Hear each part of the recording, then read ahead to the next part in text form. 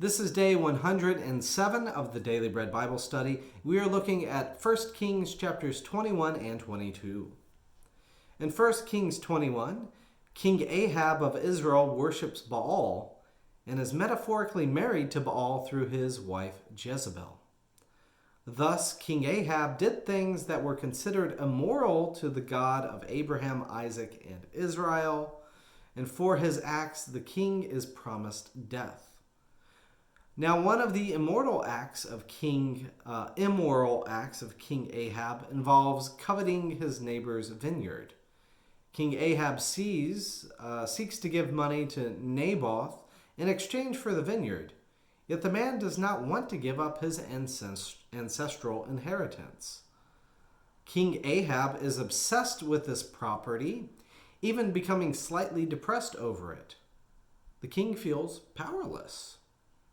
His wife Jezebel, a representative of Baal, concocts a plan to have Naboth murdered. The morally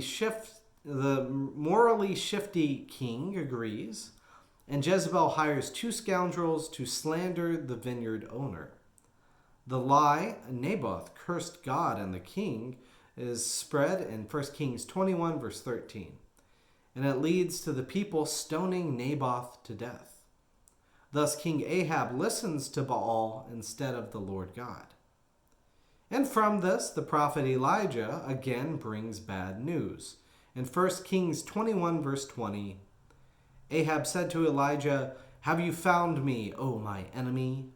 And he answered, "I have found you, because you have sold yourself to do what is evil in the sight of the Lord.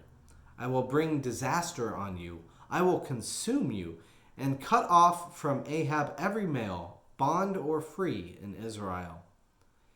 Ahab repents, so God says he will wait until Ahab dies to bring an end to Ahab's line. Moving on to chapter 22. After 3 years of peace with Aram, King Ahab covets land again. He calls King Jehoshaphat of Judah to fight with him against Aram. Jehoshaphat asks that they first inquire of the Lord God. Good for you, tribe of Judah, right? 1 Kings 22, verse 5. So reading between the lines, it seems that King Ahab consults his prophets, the ones of Baal, who tell him what he wants to hear. Now, King Jehoshaphat wants words from the Lord specifically, not from morally suspect Baal followers. The king of Israel is hesitant to consult the prophet of the Lord, so the prophet's name is Micaiah, saying that I hate him, for he never prophesies anything favorable about me, but only disaster. And that's in 1 Kings 22, verse 8. This may be why King Ahab is previously said to have killed the prophets of the Lord and kept prophets of Baal around himself. Upon being summoned, the prophet Micaiah first says King Ahab will be victorious. Seeing that Micaiah is not genuine, King Ahab asks for the actual message from God. The prophet Micaiah then reveals an elaborate plan from one of God's servants. In 1 Kings 22, verse 22, I will go out and be a lying spirit in the mouth of all of his prophets.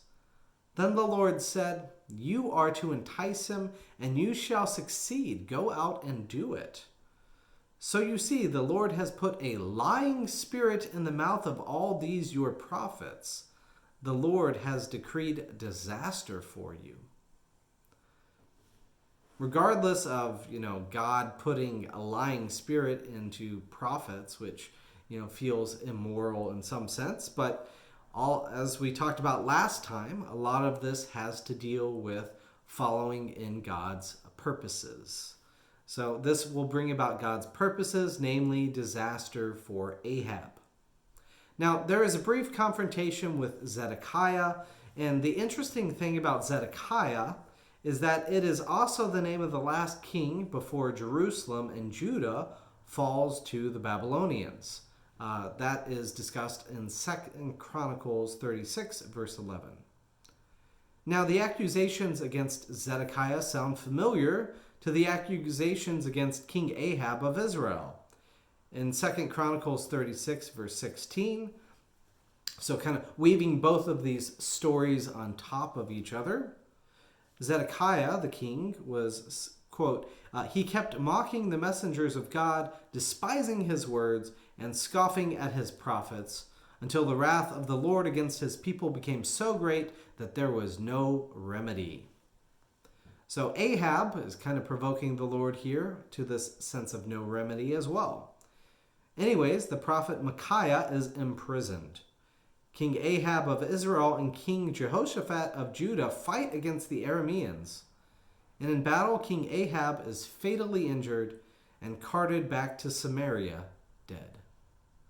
His son Ahaziah will take his place and continue Ahab's idolatry with Baal. King Jehoshaphat survives the battle, and a summary of his faithfulness to God is mentioned, with the notable exception of not destroying the high places to other gods. So here's the end of our discussion here in 1 Kings. We will be moving on to 2 Kings coming up next time.